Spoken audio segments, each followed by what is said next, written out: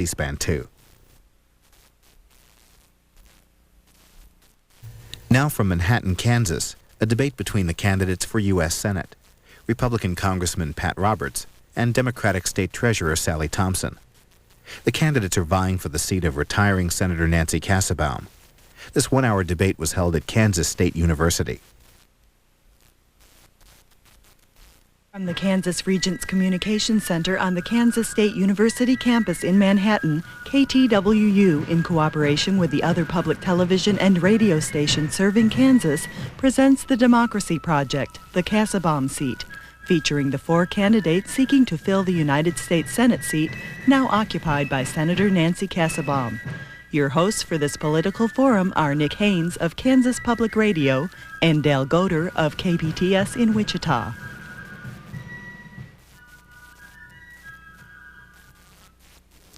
Good evening. Welcome to the third hour of tonight's 3-part Democracy Project election special. I'm Dale Goder, Public Affairs Editor of KPTS TV, the public television station in Wichita, Kansas. With me tonight as co-host is Nick Haynes, News Director of KANU Public Radio in Lawrence. Now, if you were watching earlier tonight at 7 o'clock, you saw the election special featuring the candidates for the 2-year unexpired term of Senator Bob Dole.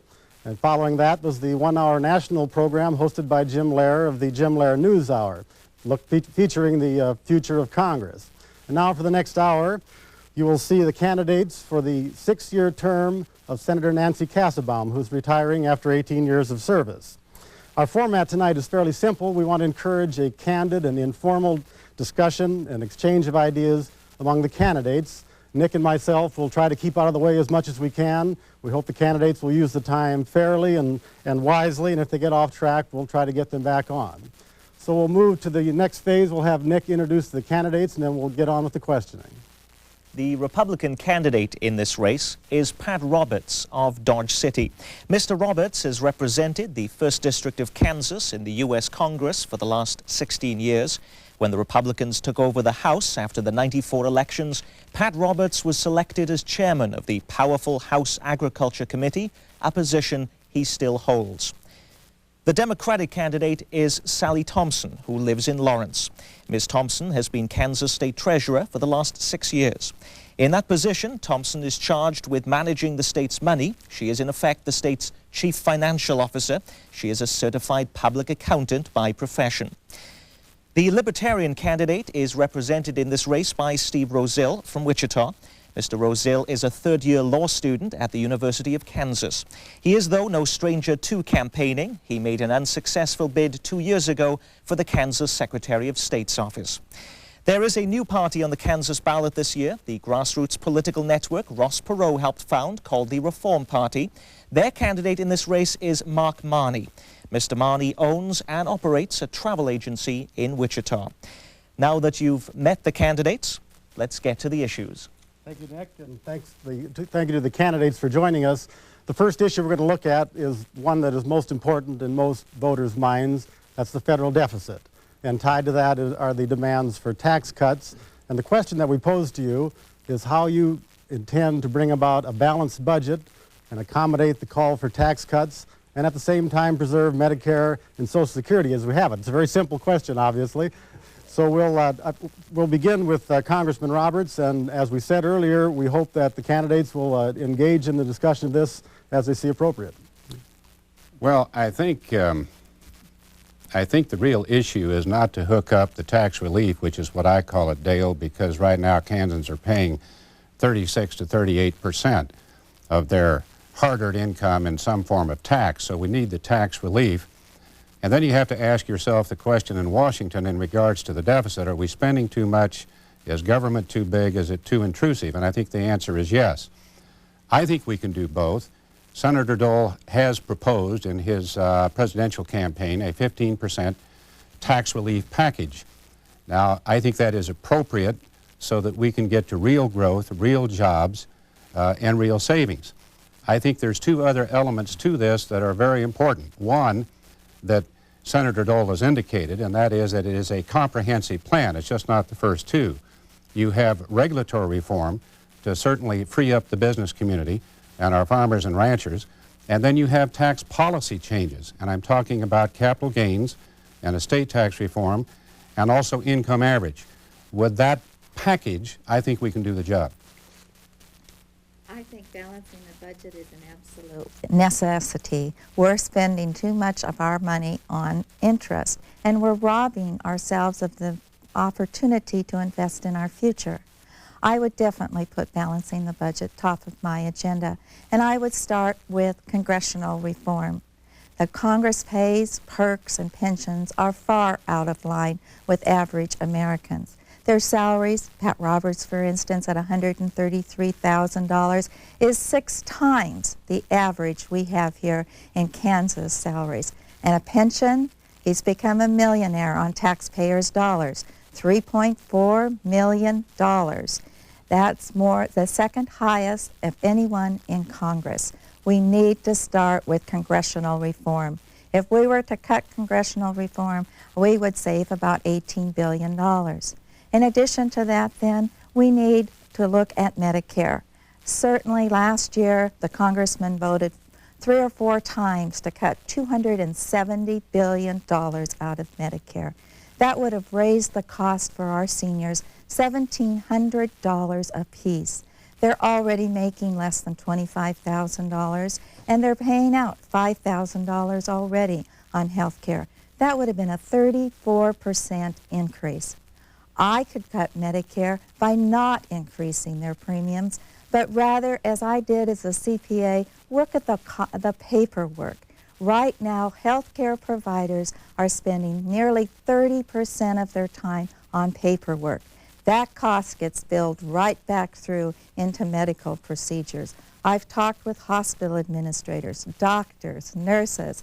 If we were to cut that paperwork in half, they could pass 10% savings on through to the Medicare system, and that would save nearly $70 billion over the next 5 years, in 7 years. And in addition to that, if the federal government's paperwork were cut down, we could save another $30 billion. That's over $100 billion. If we're going to listen to stump speeches tonight, you're not going to get much said. So, and I know these are all valid points, but I hope you can put them in a context where people can respond. I think the thing we have to honestly face up to here is that we have to look at the entire scope of government. I mean, there's no one thing that we can cut. We can't cut enough waste, even though I am a firm believer that there is a ton of waste in virtually every department of government. But we have to look at the entire scope. We have to look at every department. We have to make people as efficient in government as they have to be in business. Okay, I've seen everybody nod their head in agreement here. So if that is a common consensus, let's try to move on to... Well, let me get one other thing in here.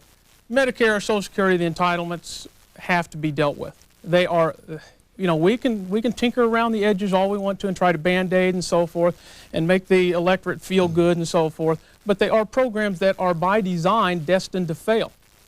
I mean, everybody knows that if they just look at the numbers. They are destined to fail. We can't tinker around the edges. And the real problem is that we're running out of time. We don't have another 8 years, 10 years, I don't believe. When we're going in debt at the rate of $700,000 a minute, $13,000 a second, then I think it's time that we all sit down on, it doesn't matter what, to me it doesn't matter what party you're in. We should all be, it can't be an us against them type thing. We know what the problems are.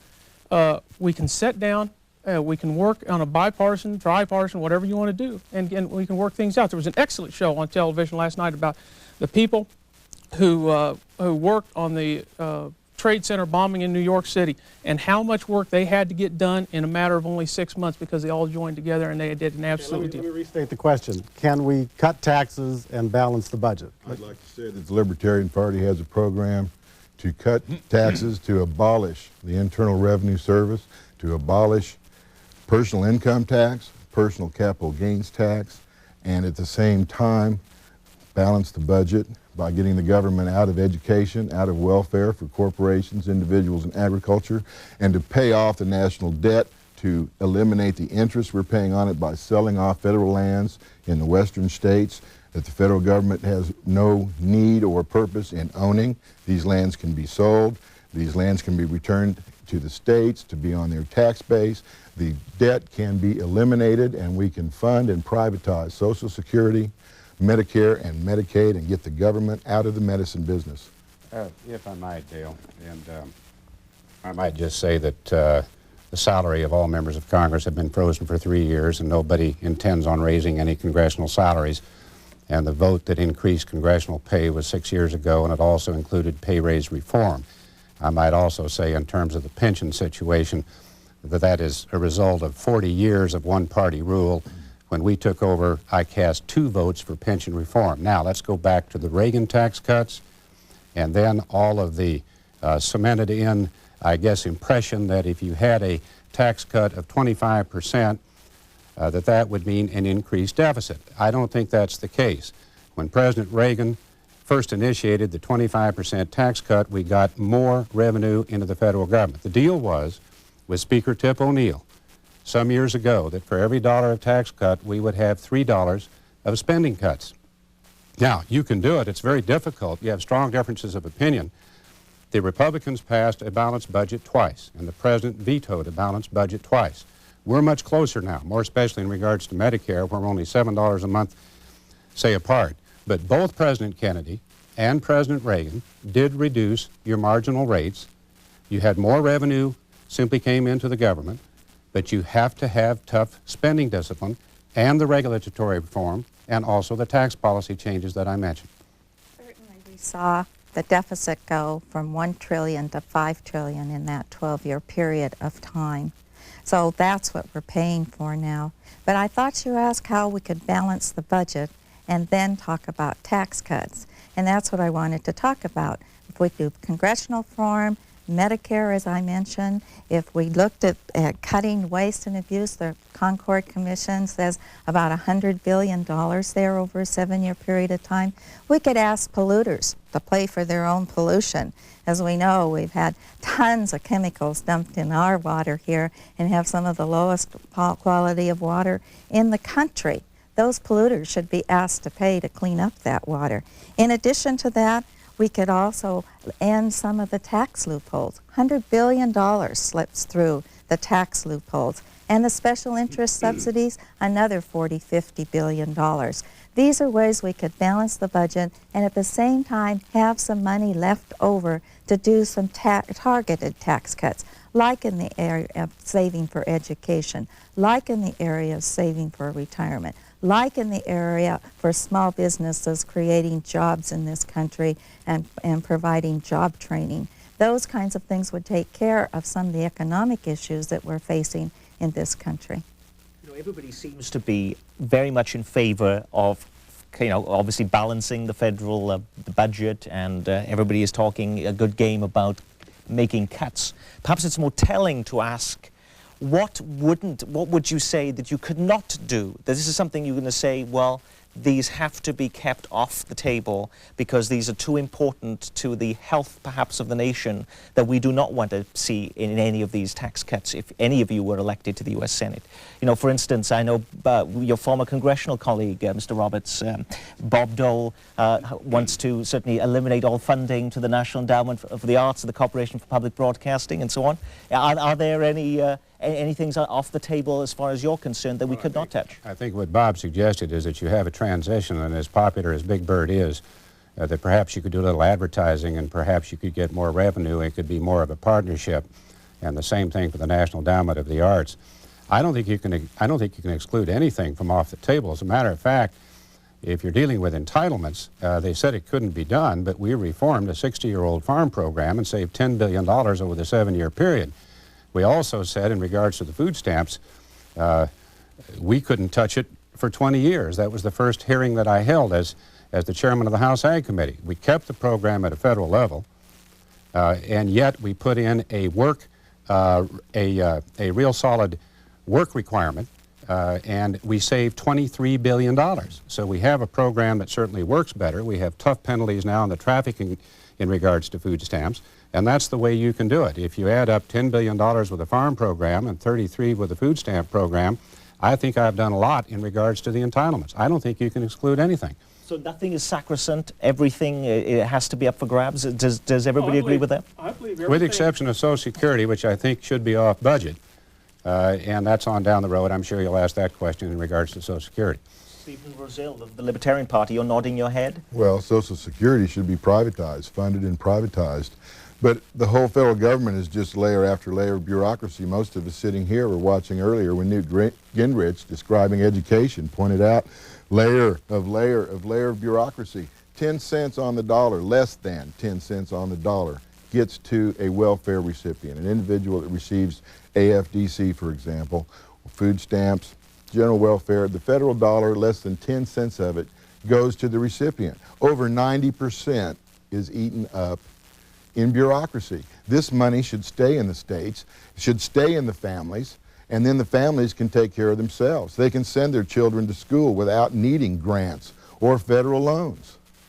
We need to cut the size of federal government. We need, other than defense and the items specified in the Constitution, Article 1, Section 18, Section 8, those items are listed in their defense, post roads, a court system, bankruptcy, patents, things like that. Those are the things the federal government needs to do. The other things that they're involved in all over the place. Back to Nick's question, though, it is Okay. what's too sacred to cut? Well, the question was can we cut both taxes and so forth.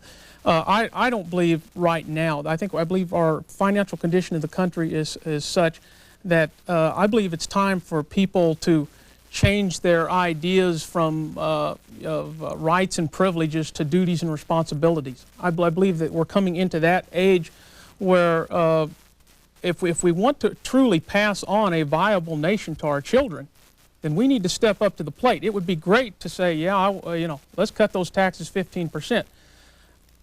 I think we need to step up to the plate and say, I don't want to cut those taxes. I want to start doing something for my children and for my grandchildren. The debt is that big gorilla sitting up in the tree that will bring this country down. And we're spending money let me back up. Alex de Tocqueville said back in the 1980s, or in the 1880s, that the republic will survive until politicians find out they can bribe the people with their own money. And I've heard that already. A tax break here, a tax break here, a tax break here. All we do is get done being bribed with our own money. As far as the tax system goes, it's archaic. It has to be replaced. It's coercive. It requires both confiscation of your income and confession to the federal government. It makes a bookkeeper out of everybody for the federal government. We have to replace the whole tax system. I don't even want to talk about tax breaks, because that tax system is so coercive that we really need. That's going to be one of the first things we do, is get rid of the IRS. We need to go to a paperless tax system, one that rewards saving and investing instead of consuming and borrowing. Okay, now these are two gentlemen representative of very small political parties with fairly dramatic ideas. Pat Roberts, you have the most tenure in our Congress. Are they telling the truth? Well, they're telling the truth from the standpoint that we're mortgaging the future of our youngsters. Every youngster that comes into this world today owes about $187,000 on the national debt. I know I've been there voting no against the practice of adding these political dollars to all these appropriation bills. If you look at the National Taxpayers Union and the Citizens for the Sound Economy and the Watchdog of the Treasury and all of these groups, I get about, maybe 95. You have to have the courage to say no. I would go back to President Kennedy and also President Reagan, who, not a tax cut, it's tax relief. If you're working from January 1 until May 7, just for the federal government, state, and local government, by the way, in Kansas it's May 5, we're doing a little better on the state government with Governor Bill Graves and the state legislature. But certainly you need the tax relief. If you believe that somehow that it's a lack of civic duty or responsibility on the part of an individual taxpayer to send 40% of their income to Washington so they can continue spending at the same rate, why, I don't buy that. I mean, we've been able to achieve a balanced budget twice. Now, been strong differences of opinion as to the priorities. Now, I understand that. And we're achieving more of a bipartisan approach now as we try to do that. When we first started out With the Republican Congress, we were getting 70, 80, 90 Democrats to go with us. Then we got into a real problem with a shutdown and everything else, which really, put a real stop to that, a real monkey wrench in it.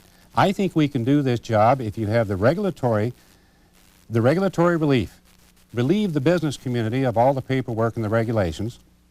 And again, the tax policy changes of capital gains, also estate tax reform, and also income averaging.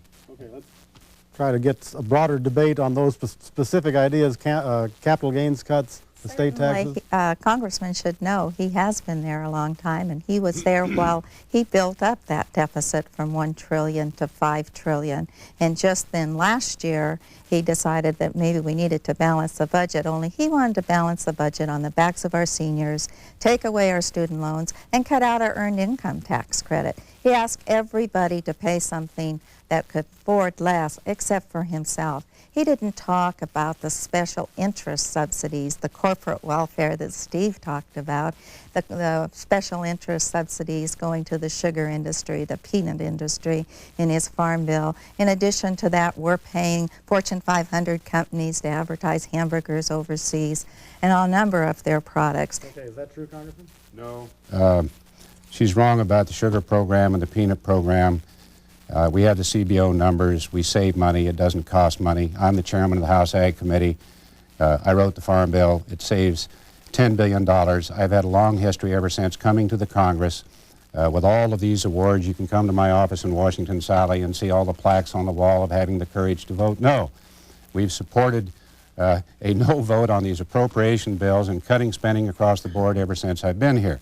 The corporate welfare is the market access program that allows our farmers, our ranchers, and yes, agribusiness to compete with the European Union, who's spending 5 times as much in regards to market share. And we cut that from about 140 million, down to about 90. Okay, the congressman says that's what corporate welfare is. It's subsidies for, well, it's not a subsidy. It's to a match subsidy the European to the Union sugar subsidy. industry that went to 1% of the sugar growers. That's the Congressional Budget Office. I think Steve could talk about the corporate welfare. I've read recently where we've been giving money to McDonald's to advertise quarter pounders in foreign countries. I think they can afford to do that on their own. Let me ask Congressman Roberts this. Yeah. Is the USDA and their estimates, if we would have left the farm program as it was, estimated that there would have been $12 billion spent over the next 7 years in farm subsidies. Approximately, but you never know because under that program it ran with a deficiency payment, and it depended on price, and it depended on whether, it depended on everything. There wasn't a cap. We capped it. Oh, here's my problem with it. You say, well, we are going to spend 35 point some odd billion over the next 7 years. If the USDA says we would have spent 12 billion, so that's $23 billion more that we're going to spend. No, it's 12 billion every year. Well, That's what we were averaging in the farm program for about the last 5 or 6 years was 12 billion. Here's the CBO figures. We saved $10 billion over 7 years. We saved, by the way, on the peanut program, $400 million. We saved on the sugar program, $51 million. It was Pat Roberts that reduced that peanut price about 15%, got rid of the quotas, and got rid of the lease and transfer. Here's the $10 billion that we saved according to CBO.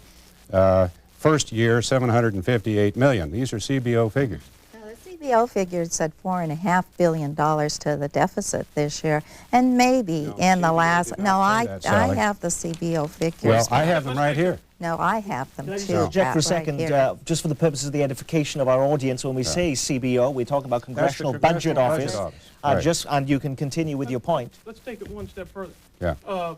Every major study I've also seen says that about 80% of the benefits will go to 20% of the recipients. Almost 25% of the benefits will go to 2% of the recipients. Now, here's the problem I have with that. Another thing, it does not address the problem of packer concentration, which I consider that to be a real problem when 4 packers control 87% of the livestock in the state of Kansas. I mean, we have antitrust laws for that type of thing. But going back, if it were my money to spend, I would I'd let the big boys on their own. Even though they are campaign contributors and every one of that 20% is on your campaign contribution list, what I think we need to do is start rebuilding the family farm. Let the big boys take care of themselves. They're multi-billion-dollar businesses. They don't need taxpayer subsidies. Well, in the first place, the subsidy doesn't go to corporations. In the second place, it was a supply management program until we initiated the Freedom to Farm reform. So I think we've already accomplished a great deal of what you wanted to accomplish. We are moving from a subsidy program to a market transition program, giving the farmer more flexibility to respond to market signals. No longer does he put the seed in the ground to protect an acreage base, to stand in line outside the EACS office, to see what kind of a subsidy he's going to get, to waste the taxpayer money. That's not what we did. With Freedom to Farm, we saved $10 billion, we give him more flexibility, and it also happens to be the strongest environmental farm bill we've ever passed. Well, I'll still go back to the point that we have too much of that money going to the large agribusiness. I'd like to bring this back to a certain focus. I know the Farm Bill is very important, and it's obviously difference of opinion. We wanted you also to talk about Medicare. I would guess most Kansans probably have more concerns about that than even the Farm Bill. And it's there are various predictions about its demise. I want to hear what your what reassurance you have for people who are relying on that program in the context of our budget problems. I think we talked about it, that 85% of the seniors over 65 depend upon Medicare and make less than $25,000 a year. They're already spending $5,000 of that money out of pocket on health care. In addition to that, the $270 billion that the congressman proposed last year would have cost him another $1,700. That's a 34% increase. And it didn't reform the system. It did nothing to reform the system. What I propose is a CPA, I worked with the cost reimbursement reports that the hospitals and the doctor's office and the nurses' homes have to send to the government. And that was 10 years ago. It has increased almost 2 to 3 times that amount over the last 10 years. It's time we cut that paperwork down, cut that bureaucracy down. The government's role is to expand opportunity, not bureaucracy. So let's get rid of that paperwork. We can save $100 billion in a 7-year period of time. Well, the only way to cut that bureaucracy is to privatize Medicare and Medicaid. These are not insurance programs, just as Social Security is not a pension fund. They're not based on actuarial tables. They're not insurance as the legal definition would have it. We need to fund and privatize these things, make them private, make them private companies. Private companies have the ability to eliminate excess management and bureaucracy when they need to survive. Government doesn't seem to have that ability. An old bureaucrat never gets fired, he just gets shuffled around to a new job. Pat, would you agree with me that the real answer to Medicare is controlling costs? In part, yes. Because, you know, I think what we need to do, I mean, the system, as I said earlier, the whole system is designed to fail, and it's going to fail as the baby boomers come along and grow older. But I think what we need to do is take a look at Congressman Roberts' own medical program, the Federal Employees Health and Benefits Program. The real problem with Medicare is we have a defined benefit program. In other words, we're going to pay for, I mean, the sky's the limit. We have one plan. And I think anybody in business will tell you that the secret to controlling costs is competition. And Congressman Roberts' own health program for the federal employees, there's 9 million federal employees covered under the Federal Employees Health Benefit Program. They've got over 400 plans to choose from. They've actually seen the cost decrease in the last 2 years, while Medicare has increased at a rate of over 10% every year. Whether it be the general health insurance of the nation or whether it be Medicare, we have got to keep getting more competition into the system. We have to go to, instead of a defined contribution program, we have to go, a defined benefit program, we have to go to a defined contribution program to where we know where we're going to spend, we know we can budget for it, we bring more competition into the system, people can choose among many plans. You know, the FEHBP has 164 employees to administer over 400 programs. The one program that's administered by Medicare has over 4,000 employees and thousands of pages of regulations. Okay, I want to get you to talk a little bit about what's going to happen after the turn of the century if we're running out of money for this program. You know, we've had the shot here on Medicare, if I could, toss my 2 cents worth in. 9 times the Congress has been warned that the Medicare program will go broke. Here's the figures. Per day lost, per day, just today, we lost $22 million in regards to Medicare. Next year it's going to be $36 million. Next year after that, $60 million. By the year 2000, it will not be fiscally sound. We must do something. Now, the plan that I supported would have increased your Medicare payment from $4,800 to $7,100. That's a 50% increase. And then what's happened here, you know, Mark is right in terms of at least trying to give a portion of this to private hands. Clay Edmonds is the hospital administrator in Salina, Kansas. He has something called a Sunflower Network, where hospitals are simply going together to try to eliminate part of the paperwork problem and to work with the Medicare reimbursement to keep the hospital doors open. Goodness knows I've worked with every hospital administrator, 58 of which are under 50 beds or less ever since I have simply come to the Congress. Now, what we want to put together is something called a Medicare Plus or an HMO or a managed care plan, whatever Clay wants to call it. But it has to be based at least on $350 a month for that reimbursement. That's how you save the money with a Medicare plan. There's no increase in the co-payments. There's no increase in the deductibles. And the premiums are capped at 25%, just exactly like they are capped now. And where on earth we get the idea that you're moving from $4,800 to $7,100 and that is a cut is beyond me. Well, it's because there's a large growth in the population. Right now we have 12% of our population's over 65. After the turn of the century, 20% will be. And the congressman cutting the $270 billion out of the Medicare system meant there were going to be less dollars to divide among more people. And that's where the $1,700 comes from. And it didn't do anything to reform the system and lower the cost of health care. And that's what we need to deal with. Of the $270 billion, I hate to interrupt, 132 would have gone back into Medicare Part A. And I bet we could talk That's about just not the Medicare for a case. long time, and it's a very important issue. There are some other areas we want to cover. I know Nick has one he wants to raise. Yes, I mean, we've tried to talk about what are the very important issues in this campaign and that are facing the nation so far, and we've tried to concentrate on those in this first half hour of the program. There are, though, some other burning issues that are out there, and certainly many of them have been brought forward by these campaigns themselves, that perhaps are not as important to the health of our nation and our economy, but are certainly things that people want to know about. And let's start with you, Ms. Thompson. Your Republican opponent had questions, if you were elected to Congress, how can you be trusted with the nation's money when you couldn't look after the money charged to your care during your time as state treasurer?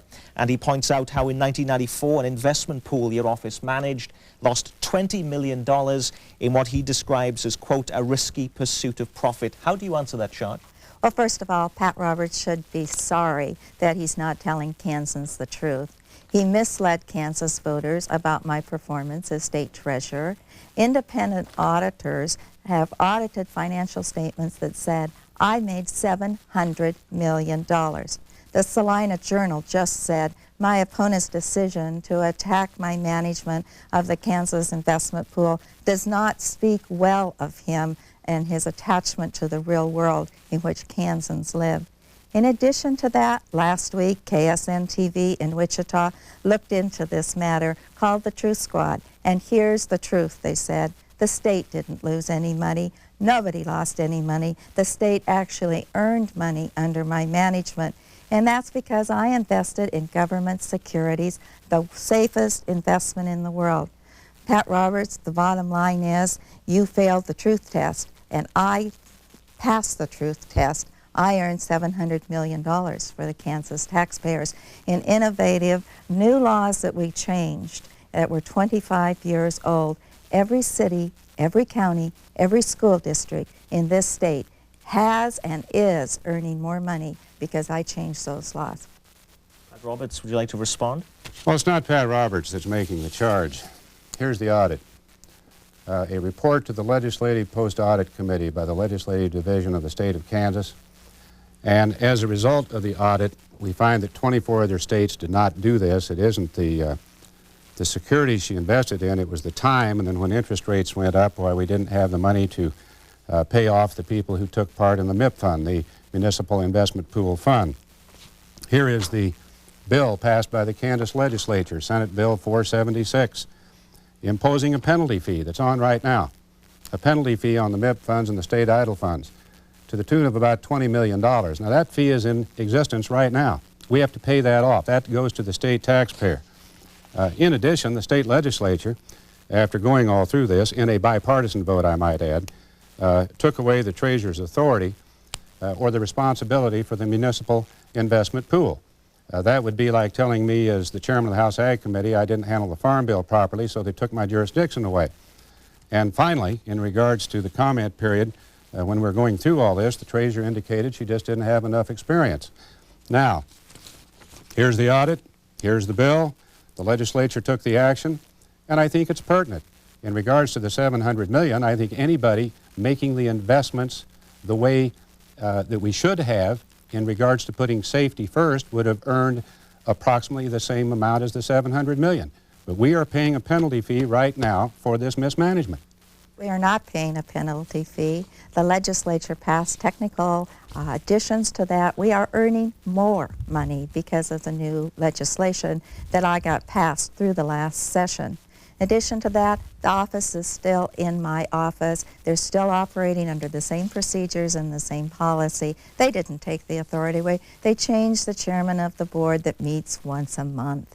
Now, but that they didn't, Pat Roberts doesn't have the audit reports, the financial audits that show all the income that's earned. He only has some piece that he's pulled out to mislead, again, the tax voters. Because on that, if he had the audit reports, he'd see the $700 million that was earned for every school, city, and county, as well as the state. Well, let's the voters make their decision on that, but let's just rebalance the scales a little bit, and I have a charge for you, Mr. Roberts. Okay, and your opponent has gone to great lengths also to portray you as someone who's out of touch with average Kansans. She says, how can you represent typical residents in this state when you don't even live here? She points out that since 1992, your residence in Dodge City has been leased out to a private corporation for rental, and that your home is actually in Alexandria, Virginia. She also points out that since your election in 1981, you have returned to Kansas less than once a month. How do you respond to those charges? Well, out of touch and not a Kansan, I think it's a little bizarre for somebody who spent 4/5 of her life outside the state to, bring up the issue of, say, residency. When I was first elected in 1980, we had a decision to make whether to move the family from Dodge City to Washington or not. And when you represent the 1st District or the entire state of Kansas, you may be in Colby or St. Francis or Goodland or Norton. You may never get to Kansas City. I do have 3 children, so we did move to Washington. Now, when I'm in Kansas, obviously I'm in Dodge City or wherever I am. I own the property in Dodge City, and the basic reason why we rented the house out in regards to Congress being in session is because I can't afford to run 2 households. And that's no different than Dan Glickman or, say, anybody else that has been in the Congress. Not a Kansan, out of touch. I am a 4th-generation Kansan. When I was being raised in Topeka, Kansas, Sally was not in Kansas. When I was being raised in Holton and I graduated from high school, my opponent was not in Kansas. When I was going to school here in this community at Kansas State and I graduated, later joined the Marine Corps and served, she was not in Kansas. When I worked for Keith Sebelius, my predecessor, and Senator Frank Carlson, spending all that time in Kansas, county by county by county by county, working on the people's problems, she was not in Kansas. When I was elected 3 times and working on 3 farm bills and going to every county, every elevator, every business, working on the people's problems, she was not in Kansas. I'm a 4th-generation Kansan. I come back every opportunity, but when you're in Washington and you're passing a brand new farm bill and welfare reform and health care reform and reforming Congress and all the things that we've been able to accomplish, you can't spend each and every day in Kansas. We spent 127 days in this last session. We returned 8 times, but that means you return, then you stay for a whole month and a half, and we go on constant listening tours all of the time. I think it's a phony issue. Sally Thompson, is it a phony issue? The voters don't think it's a petty issue. Congressman's lived in Virginia for 30 years. He was representing Kansas. It only counts your residency and when you're representing a county. But Mr. Roberts, it's no different than what Dan Glickman did when he was when he was serving the 4th Or District. Bob Dole. I think what we're looking at is that people expect their congressman to live in the state. He had a post office box in Dodge City until just a few years That's ago. not correct. And he I lived on Manor bought, Drive, I it lived on showed Beeson that, Drive, I did and not he have a did, post office it box. showed that he That's not only correct. bought this duplex in 1992, and then he rented it out to a corporation. He doesn't even have a residency form May I say one other in thing? Dodge City. We'll just let one Shall we other wrap point this on up? this, One and we'll other go to thing? Mark. Yes. Okay, just one other thing. Okay. In regards to the voters and why it would make any difference to the voters, I've been returned 8 times by a majority of at least 75%.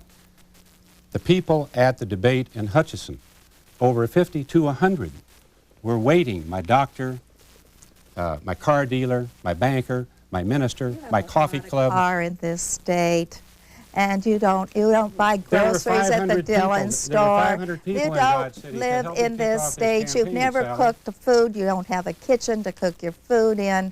Oh, You don't Sally. shop at the local I'll Dillon just have to store, invite and you you over for don't dinner. Why don't you come go over for dinner in and it'll be Virginia. all That's a right. little Mark far Marty, to go. Mark Marty of the Reform Party, do voters really care about this when you're out on the campaign stump? Well, sadly enough to say, we have a political system here that rewards, calls people a success by what comes out of their mouth, what they promise, and not by what their actual results are.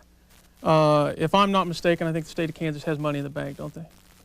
You bet they do. I believe we do. And we have it invested hang on, we in can its close it. earnings. We can close this issue by Pat. The federal government's gone in debt $750 million a day for every day you've been in office. Right. I But- call those results lousy, and it's not because you had a Democratic Congress. You had a Republican president, and if that Republican president would have controlled the Congress the way that Clinton's controlling you guys, then Well, I don't think Clinton is controlling us guys, and no president ever spent a dime that was not first authorized and appropriated by the Congress. And we have been suffering under a 40-year rule in terms of the business of overspending. And I can again cite my votes, and you don't have to take my word for it. Take the National Taxpayers Union, the Citizens for a Sound Dollar. Take Ross Perot. He has had a lot of indexes or criteria as to where the spending is and where it isn't. I score 95%. I've been part of the answer, not part of the problem. You created the problem, Pat. You were part of the problem, not part of the solution. You didn't. You increased that deficit No, from $1 Sally, trillion that's to not $5 correct. trillion. It No. increased while you were voting for the president's budgets there. I mean, why can't we just be honest about this thing and go back to it's the system. It's not that anybody sitting here is a bad person or anything. It's a system. It's a system built around big money campaigns. It's a system about promising things that you can't deliver. It's a broken system that needs to be reformed. It's a system where if we can't get the money out of politics, we need to quit having elections and just start having auctions. Okay, let's try to wrap that particular debate up. There's some debate about whether those are issues worthy of spending our time on anyway, but you folks raise them, so we have to deal with them. I would like to get you throw out a more controversial issue in the minds of most Kansans. I don't expect we're going to get a lot of debate on this, but I'd like to get a clear definition of where you stand on this issue, particularly how it compares to your opponents. And the issue is abortion. There are a lot of Kansas voters who make up their minds based on that one issue. Whether you like that or not, that's the truth. So Mr. Razzio, why don't you begin and a fairly brief description of It where will you be stand. brief. It will be brief. I believe that a woman should have the right to determine whether or not she's going to bear a child, either before or after conception. I do not believe the taxpayer should fund abortions. The government shouldn't prohibit them, but neither should they force people that have strong religious beliefs against abortion to pay for them. Sally Thompson?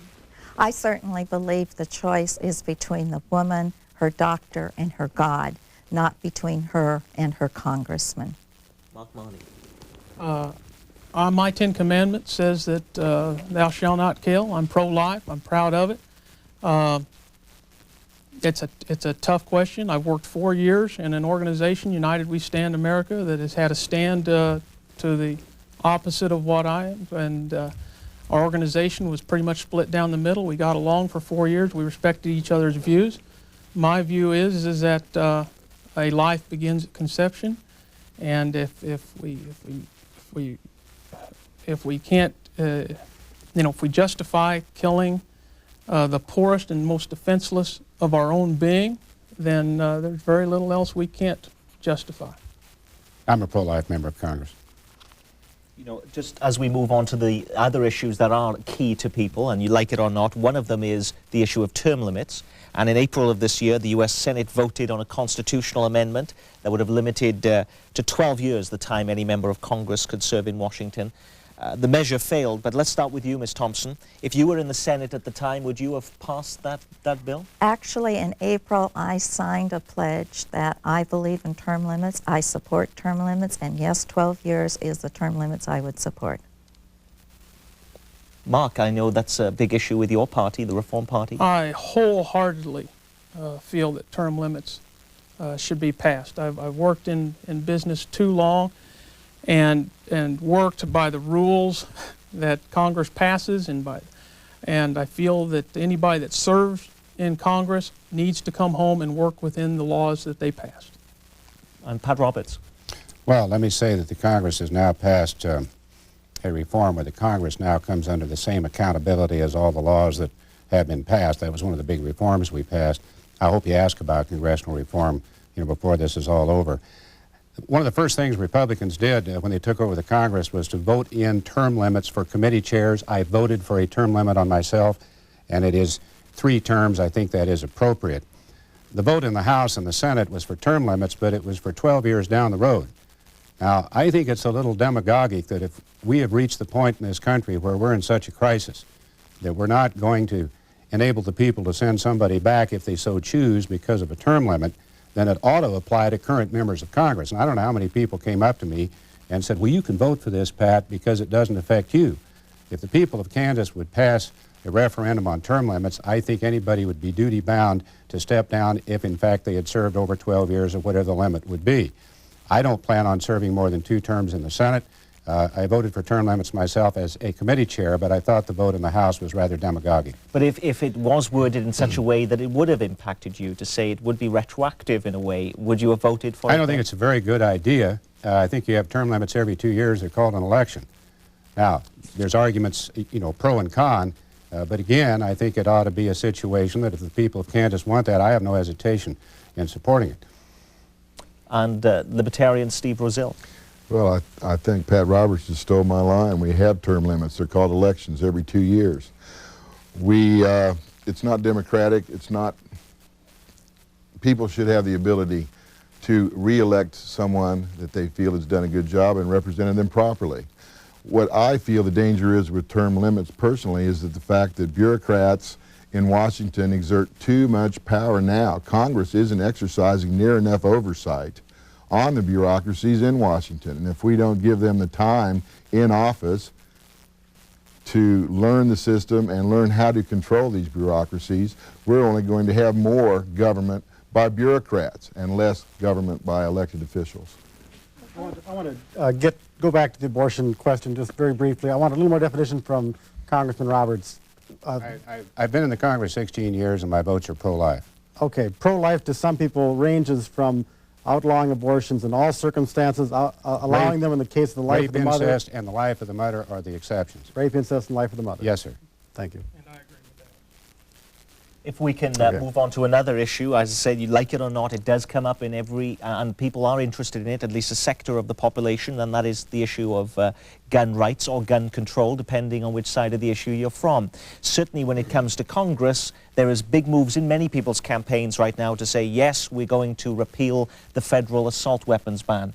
If you become the next Nancy Kassebaum from Kansas, Mark Marney, would you be repealing the federal assault weapons ban? No, I would leave it in effect. I don't think we need them. I do support people's rights to own firearms. I believe we need to really emphasize the background checks of anybody purchasing firearms. And anybody with any type of a violent history should not be able to purchase a firearm. But I believe we've progressed a little bit as a society, or should have progressed a little bit as a society, that we don't need to solve all our problems by violence. And I think that basically that particular weapon is built for violent behavior, not for hunting or anything else. Pat Roberts. Well, basically what happened when the assault weapons ban was passed, it took the manufacturers of these weapons about 2 weeks to change the weapon, the sight on the gun or the stand. And now you have back on sale the very same rifle that was banned. That's what I call perception. Congress is great at saying, well, we're going to really attack crime by, gun control, as opposed to the other elements of crime which we need to work on. The 10-day waiting period was a good example. We were supposed to give to the gun shop owner and local law enforcement 10 days. They were supposed to make the check if a person was a convicted felon or had a history of mental illness. What convicted felon is going to go in and give the gun shop owner the right ID? So it just poured a lot of paperwork and red tape, and we really didn't answer the problem. I'd like to take the emotion and the controversy out of it. It'd be very difficult. I'm a supporter of the Second Amendment. I'm opposed to gun control. If a person does commit a crime with a firearm, we ought to have a mandatory sentence, and we did in the crime bill that we passed, to have a mandatory sentence, 10 years. You get rid of the firearm or the handgun or the rifle or whatever that was being used, also, and the criminal. And Mark is right. We're very close to the technology today, and Bob Dole has urged this, as have others, that you can walk into a gun shop and put your thumbprint down, and immediately there would be a check, and so you would deny those firearms of all kinds to the convicted felon or somebody who shouldn't have the gun. Well, this is just an example of an unfunded federal mandate. We put on the states and localities the requirements to do this check. There are better alternatives. Certainly we need to keep weapons out of the hands of violent felons. However, the Second Amendment is there. It's there for a purpose. It's there because we cannot deny the individual the right to defend themselves from crime and from government. The Second Amendment was put there for government. You didn't answer the question, though, of whether you would repeal the federal assault weapons ban. I would absolutely repeal the assault weapons ban, and for this reason. The guns that are still left out there that are supposedly safer actually are just regular deer weapons. They're heavier guns, they're heavier caliber, they're more dangerous. Assault weapons are termed assault weapons because they're lightweight. They're also light in caliber. They don't shoot as big of bullets as heavier guns that aren't touched by the assault weapons ban. They make none of us safer in this country. And I would personally feel safer, and some may take this as an extreme statement, but I would feel safer with an automatic weapon and 500 rounds of ammunition in every house in this country, unless they're conscientious objectors. I wouldn't deny them that. But we would all be safer if we all had the ability to deal with crime instantly and not wait and call 911 and wait 30 minutes for the police to come and sweep up the pieces. Sally Thompson, you've been rolling your eyes, and what is your perspective on this issue? Well, I come from a family of hunters, and I would never take away a hunter's right to have a gun. But these assault weapon bans guns do not belong in our schools, they do not belong on our streets, and they do not belong in our public buildings. And those are the ones that the congressman voted to repeal the assault weapon ban. I would not appeal that. And while we've had in Wichita, we have had we've had a real drop in crime down there. Drive-by shootings last year to this date was about 47. Since we've had the gun control on in Wichita, it's dropped to 17 among the young people. It does work. I have to get in here. Gun control in Washington, D.C. has been in place for decades, or at least a decade or more. It's the murder capital of the world. Florida and other states have allowed citizens to carry concealed weapons through licensing. Their crime rate has dropped dramatically. You will see crime rates drop when people are armed and criminals have to worry about dealing with an armed citizen that can defend themselves.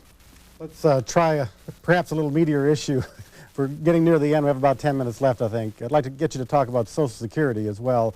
We touched on it in the context of the federal deficit and in the context of Medicare, but it shares similar characteristics as Medicare, the predictions of its demise.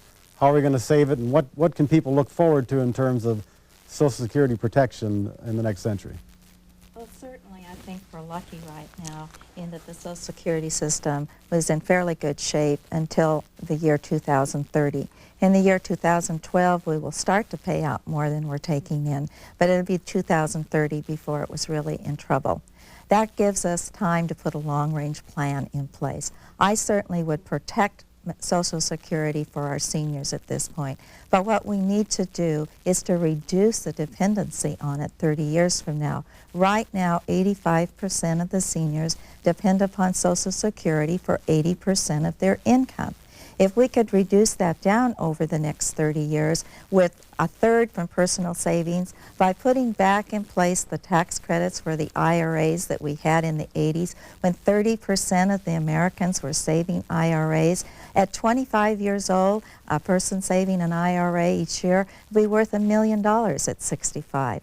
And then corporate pensions.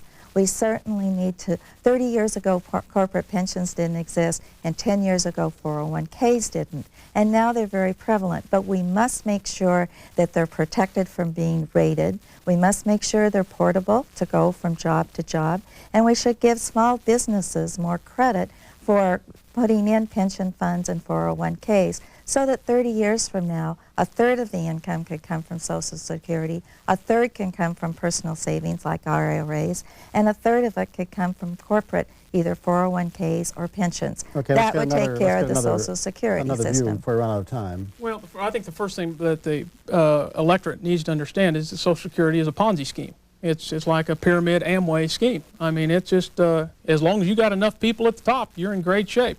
But in 1950, we had 16 people per every worker at the top. Now we're down to 3.3 workers.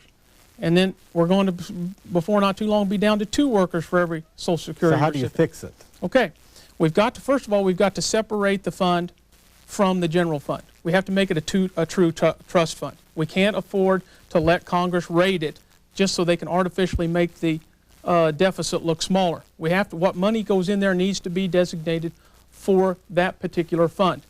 Then we need to take, after we've separated, we need to take those funds and invest them in a some type of certificate that gets a decent amount of return, something that's still safe, something that gets a decent amount of return. That will prolong it a little bit longer just by doing that. Then we need to demand from our politicians that they make cuts someplace else in the budget and start paying back that money that was supposed to be in that trust fund to begin with. In 1983, Congress passed a raise in the FICA taxes that was supposed to guarantee that by the year 2010 there would be $2 trillion in the fund to fund Social Security for the when the baby boomers were ready to retire.